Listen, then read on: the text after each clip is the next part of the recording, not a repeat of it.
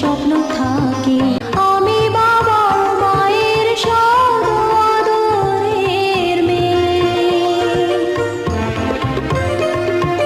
যদি চার দেয়ালের মাঝে কাটে সারা জীবন, তাহলে থাকবো শুধু বোঝা হয়ে।